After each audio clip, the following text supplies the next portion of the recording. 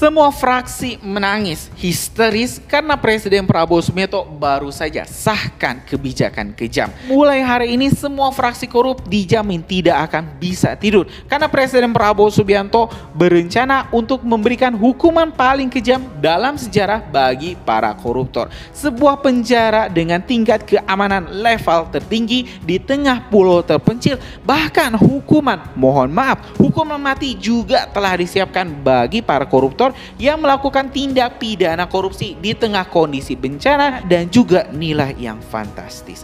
Banyak pihak teman-teman langsung menyuarakan dukungannya terhadap kebijakan yang sangat kontroversial ini, di mana ini rakyat memang sudah sangat cengah, sudah sangat muak terhadap para pejabat-pejabat kita yang melihat para pejabat kita malah hidup senang dengan menggunakan uang pajak rakyat.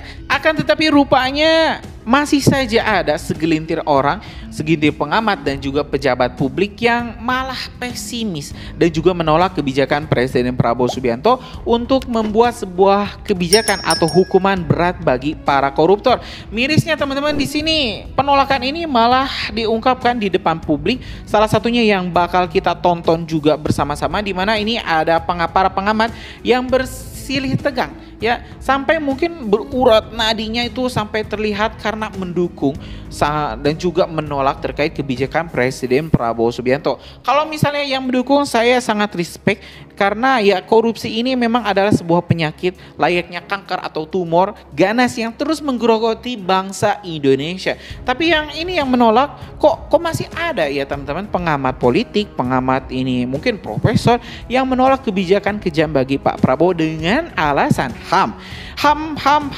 Ya teman-teman, hak asasi manusia selalu dijadikan untuk melindungi para pelaku kriminal, para pelaku tindak pidana korupsi. Kalau misalnya kita lihat China, ada hukuman mati bagi koruptor dan ini tentu akan menimbulkan rasa ketakutan, rasa jera, dan ini mungkin bisa juga diikuti oleh Indonesia tapi masih terganjal oleh HAM. Nah, biar lebih lengkap, kita mending simak dulu saja ini obrolan para pakar terkait kebijakan Presiden Prabowo Subianto yang akan segera memberlakukan hukuman paling kejam bagi koruptor yang pernah ada di Indonesia. Yuk teman-teman, kita simak video. Ya teman-teman, barusan kita telah mendengarkan pro kontra para pengamat politik, para pengamat kebijakan pemerintah terkait ini. Keputusan Presiden Prabowo Subianto yang ingin membuat kebijakan atau hukuman paling kejam bagi para koruptor. Kita mungkin bisa tertawa kenapa hingga detik ini masih saja ada kelompok-kelompok yang malah membela atau menghalangi perampasan RUU perampasan aset.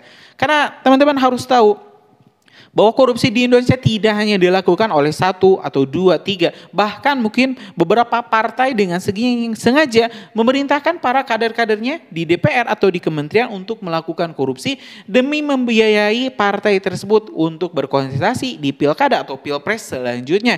Jadi jangan aneh kalau misalnya di kepemimpinan Pak Prabowo nanti bakal banyak sekali kasus-kasus korupsi yang terbongkar, yang terkuak dan juga divonis bersalah teman-teman. Karena ya memang Pak Prabowo sangat untuk menutup kebocoran-kebocoran anggaran yang terus saja terjadi di era-era sebelumnya. Kita berharap Pak Prabowo bisa makin tegas teman-teman, bisa terus ini memberantas para tikus-tikus berdasi di Senayan atau di kementerian-kementerian, bahkan di ring satu pemerintahan. Kalau misalnya memang terbukti korupsi, ya sikat habis.